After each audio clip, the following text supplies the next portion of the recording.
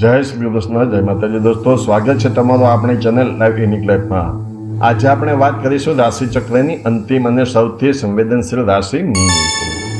મે 2026નો મહિનો મીન રાશિના જાતકો માટે અત્યંત મહત્વપૂર્ણ સાબિત થવાનો છે. મિત્રો, તમારી રાશિ પર અત્યારે શનિની સાડા સતીનો સૌથી પ્રભાવશાળી બીજો તબક્કો એટલે કે જન્મ શનિ ચાલી રહ્યો છે. અને આ એવો સમય છે જ્યારે શનિદેવ તમારી ધીરજ અને કર્મોની કસોટી કરે છે. પણ ગભરાવાની જરૂર નથી, કારણ કે આ મહિનામાં મંગળ, સૂર્ય અને બુધના રાશિ પરિવર્તનો તમારા માટે નવી તકો પણ લાવશે. આજે આપણે આ વિડીયોમાં તમારા કરિયર, આર્થિક સ્થિતિ, શિક્ષણ, સ્ત્રી જીવન અને પારિવારિક સંબંધો વિશે ઊંડાણપૂર્વક ચર્ચા કરીશું. ને આ વિડીયોમાં હું તમને એવા જ્યોતિષી ઉપાયો જણાવીશ જે તમને સાડા સતના સમયમાં રક્ષણ આપશે. મે મહિનાની શરૂઆતમાં મંગળ તમારી રાશિમાં જ ભ્રમણ કરી રહ્યો છે, જે 11મી મેના રોજ મેષ રાશિમાં પ્રવેશ કરશે. સૂર્ય અને બુધ પણ 15મી મેના રોજ રાશિ પરિવર્તન કરી તમારા ત્રીજા ભાવમાં પ્રવેશશે. સૌથી મોટી વાત એ છે કે તમારી રાશિનો સ્વામી ગુરુ એટલે કે બૃહસ્પતિ અત્યારે ચોથા ભાવમાં એટલે કે સુખ ભાવમાં બિરાજમાન છે, જે તમને દરેક મુશ્કેલીમાં ઢાલ બનીને બચાવશે. આ ઉપરાંત 31મી મેના રોજ થનારો બ્લુ મૂન તમારા જીવનમાં કોઈ મોટા નિર્ણયનો અંત કે નવી શરૂઆત લાવી શકે છે. કરિયરની દ્રષ્ટિએ આ મહિનો ધીમે ધીમે પ્રગતિ લાવનારો છે.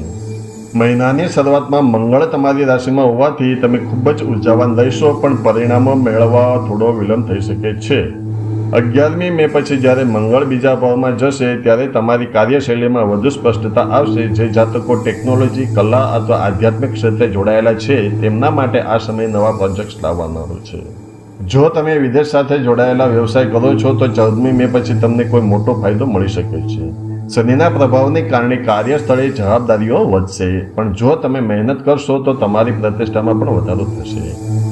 આર્થિક રીતે મે 2026 તમને મિશ્ર ફળ આપશે. 15મી મે સુધી સૂર્ય તમારા બીજા ભાવમાં હોવાથી આવકના નવા સ્ત્રોત બનશે. જૂના રોકાણોમાંથી પણ તમને આ સમયે લાભ મળી શકે છે, પરંતુ રાહુ 12મા ભાવમાં હોવાથી અચાનક અણધાર્યા ખર્ચાઓ આવી શકે છે. ખાસ કરીને 11મી મે થી 15મી મે વચ્ચે કોઈ મોટું નાણાકીય જોખમ ન લેવું. શેર બજારમાં રોકાણ કરતા પહેલા ખૂબ વિચારજો. 20મી મે પછી કાનૂની બાબતોમાં ફસાયેલા પૈસા પાછા મળવાના પ્રબળ યોગ છે. વિદ્યાર્થીઓ માટે આ મહિનો આશીર્વાદ સમાન સાબિત થઈ શકે છે.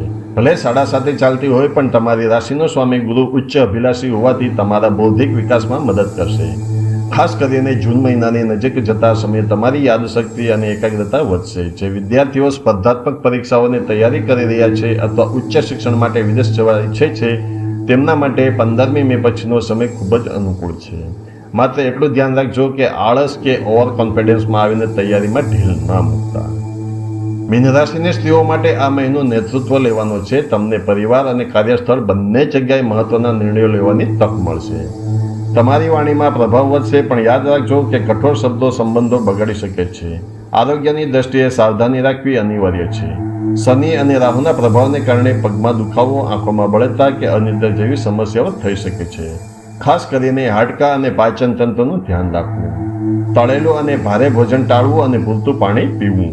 પારિવારિક જીવનમાં આ મહિને સમજદારી રાખવી પડશે. શનિ તમારી રાશિમાં હોવાથી ક્યારેક તમે એકલતા અનુભવશો અથવા જીવનસાથી સાથે વૈચારિક મતભેદ થશે. 11મી મે પછી વાણી પર સંયમ રાખો, કારણ કે નાની દલીલ મોટું સ્વરૂપ લઈ શકે છે. પરંતુ 14મી મે પછી શુક્રના ગોચરથી પરિસ્થિતિ સુધરશે. અપરિણિત જાતકો માટે યોગ્ય જીવનસાથીની શોધ પૂર્ણ થઈ શકે છે. માતા તરફથી તમને આર્થિક કે માનસિક સહયોગ મળશે, જે તમારા આત્મવિશ્વાસમાં વધારો કરશે. મિત્રો, તમારું રાશિફળ દર મહિનાની 30 તારીખે બપોરે 2 વાગે આપણી ચેનલ લાઈવ યુનિક લાઈફમાં મળી જશે, જે જોવાનું ચૂકશો નહીં. હવે વાત કરીએ અચૂક ઉપાયોની જે તમારી મુશ્કેલીઓ ઘટાડી શકે છે. તેમાં પ્રથમ છે દર શનિવારે શનિ સ્તોત્રનો પાઠ કરો અને સરસવના તેલનો દીવો પીપળાના વૃક્ષ નીચે પ્રગટાવો. બીજો ઉપાય છે સાડા સાતેના પ્રભાવનો ઓછો કરવા માટે દરરોજ હનુમાન ચાલીસા અથવા સુંદરકાંડનો પાઠ કરો. ત્રીજો ઉપાય છે ગરીબોને કાળા કપડાં, છત્રી કે કાળા તલનું દાન કરો. ચોથો ઉપાય છે દર સોમવારે ભગવાન શિવને જળાભિષેક કરો અને તેમાં થોડા કાળા તલ ઉમેરો.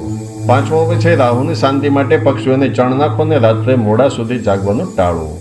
મીન રાશિના જાતકો, મે 2026 એ તમારી આંતરિક શક્તિને ઓળખવાનો સમય છે.